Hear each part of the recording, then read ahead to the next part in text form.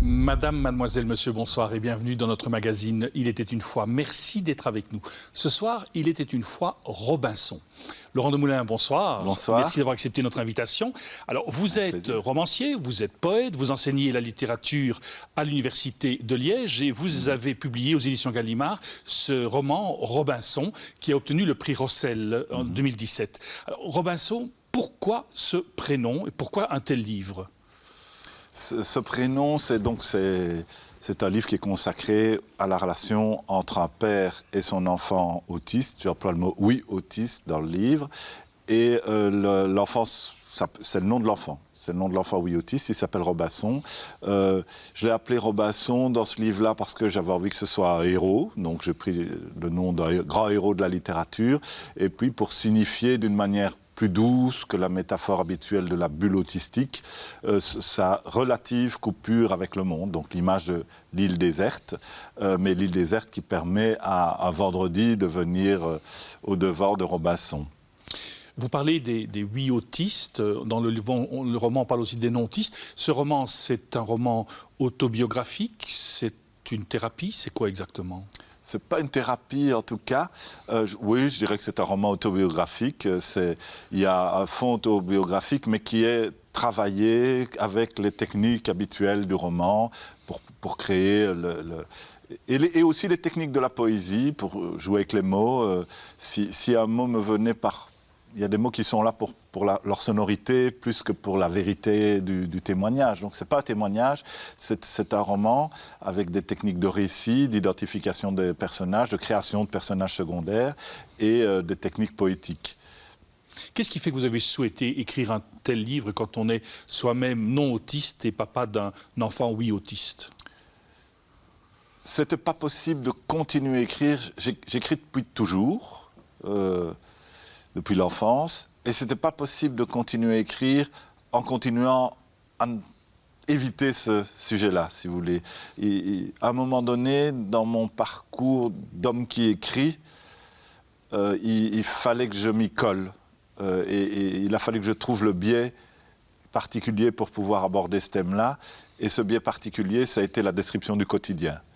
Et une fois que je me suis... Et un cas très précis, seulement le père et l'enfant.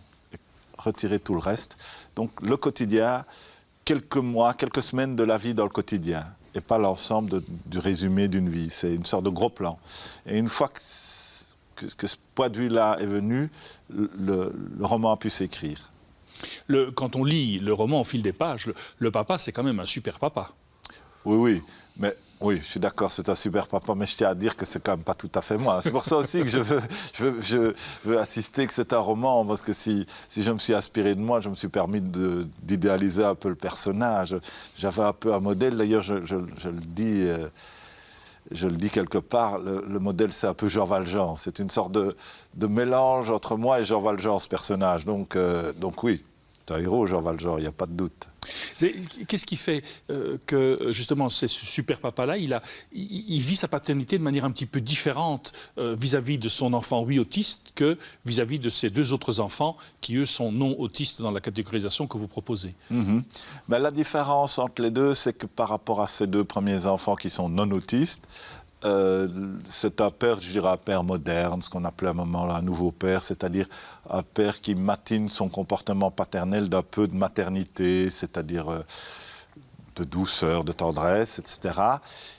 Tandis qu'avec son fils lui autiste, c'est comme s'il lui demandait autre chose que ça, un rapport plus fusionnel, parce que c'est un enfant qui ne parle pas, et c'est ça le plus important finalement, plus que la question de l'autisme, c'est la question du pas de langage, n'emploie pas les mots, et du fait qu'il n'y a pas les mots, l'enfant demande au père de devenir une forme de mère, si vous voulez, une seconde mère, comme s'il y avait un lien entre la paternité et le langage, et qu'une fois qu'il n'y avait pas le langage, l'homme était obligé de s'identifier plus à sa mère pour s'occuper de son enfant qu'à son propre père.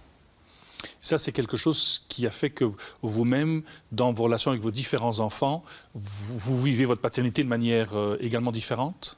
Oui, oui. Ce narrateur, évidemment dans le livre, comme c'est centré sur la relation à Robinson, on ne développe pas du tout la relation aux deux autres enfants, mais on les voit quand même. Il y a des scènes où ils sont là tous les quatre. Et effectivement, mais je pense que dans la vie, on n'arrête pas de s'adapter aux autres, à ses interlocuteurs, etc. Donc pourquoi ne... Est-ce qu'un père est tout à fait le même avec son fils et avec sa fille? Certainement pas. On ne dit pas la même chose, on ne se comporte pas tout à fait de la même manière avec un fils ou une fille. Et là, avec un enfant qui ne parle pas, c'est encore une autre virtualité de vous-même qui est activée. Nous sommes multiples, les êtres humains sont multiples. Il y a beaucoup d'hommes et de femmes en vous. Bon, comme vous êtes un homme, il y a sûrement plus d'hommes que de femmes en vous, mais je crois qu'en nous tous, il y a un peu de tout. L'enfant peut déjà savoir, a déjà une idée de c'est quoi un vieux monsieur. Donc le vieux monsieur est déjà dans l'enfant. Et le vieux monsieur, c'est très... Enfin, il a un peu oublié, mais il y a de l'enfant en lui quand même, ça paraît évident. Donc notre identité est plurielle.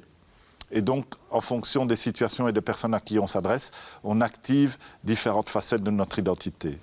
Avec un roman comme celui-ci, Robinson, quel est le message que vous souhaitez transmettre? Certainement un message de tolérance. J'espère que ce roman-là donne la parole à une part de l'humanité qui n'a pas facilement droit à la parole. C'est-à-dire justement cette humanité qui n'utilise pas le langage doublement articulé, le langage courant, et qui s'exprime par d'autres biais, mais qui a le droit de vivre, et qui a le droit de vivre comme il est, sans vouloir à tout prix et qui ont droit à l'amour, en étant tels qu'ils sont, sans qu'on veuille à tout prix les normaliser absolument et les faire ressembler le plus possible aux gens normaux. Donc c'est un appel au droit à l'existence à des individus différents des autres.